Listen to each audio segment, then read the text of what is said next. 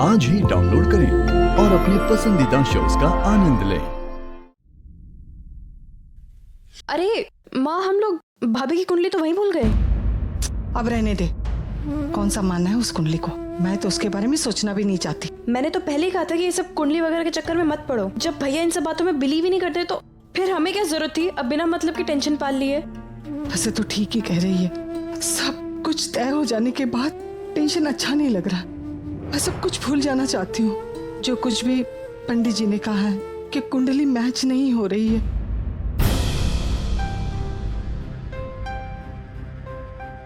सुरेश का करियर ही खत्म हो जाएगा अगर उसकी शादी हो गई तो।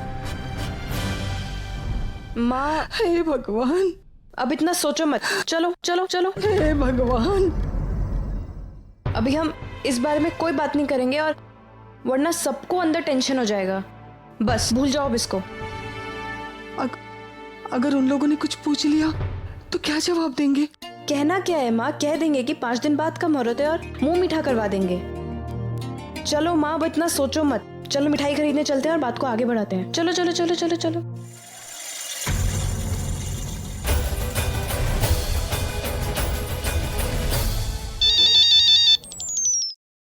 हेलो पंडित जी, मैं प्रीतो बोल रही हूँ। राधे राधे दीदी। लड़के की क्या कुंडली है, राजयोग लिखा है, राजयोग। पर आप मेरी एक बात ध्यान से सुनिए। लड़के का नाम क्या है, किस परिवार का है, वो क्या काम करता है, ये सब किसी से मत कहिएगा। लेकिन दीदी, लड़की वाले आजकल सब कुछ जानना चाहते हैं, कुछ तो बताना पड़ेगा ना। अगर वो कुछ पूछेंगे तो हम क्या कहेंगे? आप बस इतना कह दीजिएगा कि लड़का अच्छे भले खानदान का है। और हाँ, आप कुछ अच्छी अच्छी लड़कियों की कुंडलियां बनवा कर लेकर आइए। पहले आइए आप कुंडलियां लेकर, फिर हम आगे बात करते हैं, ठीक है? जी दीदी।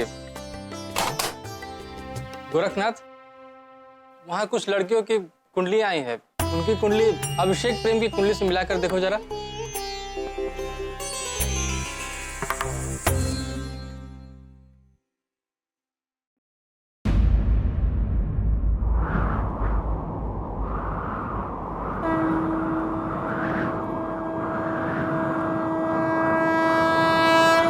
कहाँ गई अभिषेक जी की कुंडली? ये मुदिता, ये सविका, अरे ये रही अभिषेक जी की कुंडली।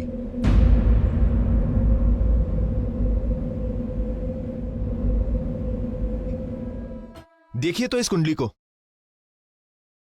36 में से पूरे 35 गुण मिल रहे हैं। मतलब अब इससे अच्छी कुंडली क्या मिलेगी? ये किस लड़की की कुंडली मिला दी तुमने? इसका तो रिश्ता तय हो चुका है, अभी अभी आकर गए वो लोग। पर पंडित जी, ये कुंडली भी तो वहीं पर रखी हुई थी और इन दोनों का भाग्य भी तो मिल रहा है। जब इस लड़की का रिश्ता तय हो चुका है तो भला हम बीच में क्यों पड़े? और जहाँ इसका रिश्ता तय हुआ है उन दोनों की कुंडलियां तो मिल नहीं रही। क्या कहा तूने?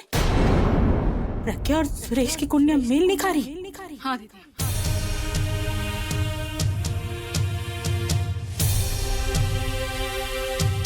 ये किसने बताया? अरे लड़के वाले बात कर रहे थे। उसकी माँ है ना, सुरेश की माँ, वो बता रही थी और उसकी बहन कह रही थी कि इन लोगों को मत बताना। ऐसे क्या देख रहे हो?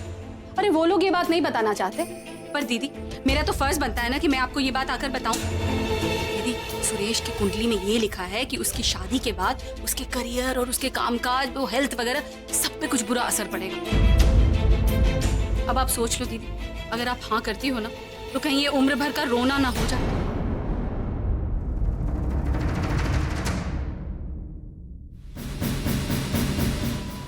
माँ जी, सरला जी, आप सबको मुबारक हो।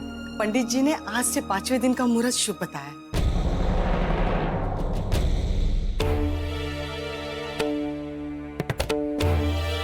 माधवी जी, क्या ये बात सही है कि प्रज्ञा और सुरेश की कुंडलियां आपस में मेल नहीं खा रही? और अगर सुरेश की शादी प्रज्ञा से हो जाएगी तो शादी के बाद उसके जीवन में मुसीबतें मुसीबतें आएंगी। आपको किसने कहा ये सब? आप वो सब छोड़िए, आप सिर्फ ये बताइए जो मैं कह रही हूँ वो सच है। देखिए, कुंडली, सितारे, ये सारी बातें आजकल नहीं चलती। इसका मतलब ये है कि दोनों की कुंडलियां मेल नहीं खा रही। तो क्या हुआ सरला जी, इन दोनों के दिल तो मिल रहे। वाह जी वाह, ऐसे समधी होने चाहिए। कितने उम्दा ख्याल हैं आप लोगों के। लेकिन दीदी, ऐसे इमोशनल होकर आप लोग शादी के लिए हाँ तो कह देंगे, लेकिन सच्ची बात तो ये है कि मुसीबत किसे आएगी, सुरेश और प्रज्ञा को।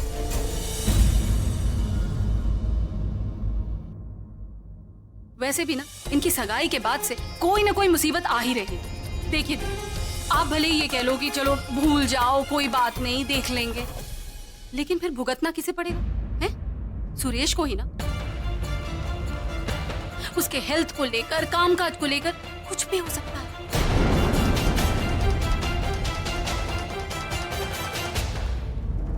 ये कुंडली की बात सच भी तो हो सकती है।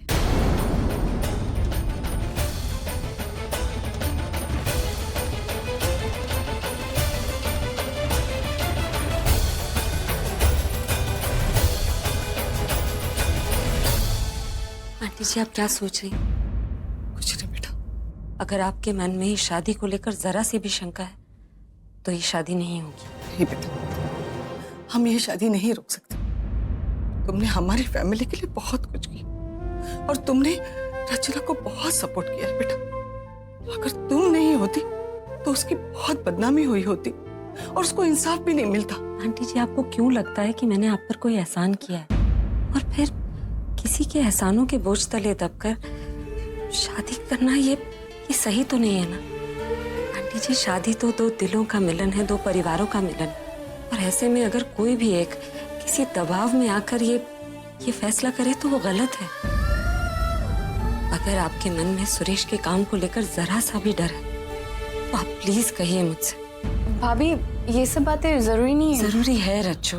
आंटी जी प्लीज, अगर आप मुझसे प्यार करती हैं तो आप अपने मन की बात मुझसे नहीं छुपाएंगी। प्लीज कहिए मुझसे। हाँ बेटा, मेरे मन में डर है, उसके फ्यूचर को लेके, उसके करियर को लेके।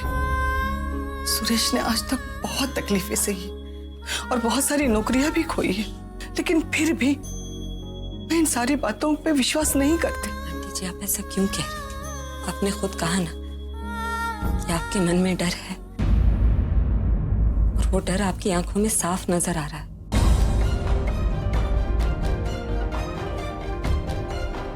आज आप ये सब इसलिए कह रही हैं ताकि हमें बुरा न लगे, लेकिन कल को भगवान न करे सुरेश के साथ कुछ भी गलत हो जाता है तो? अगर आपके मन में सुरेश के फ्यूचर को लेकर जरा सा भी डर है तो मैं ये शादी नहीं कर सकती। क्या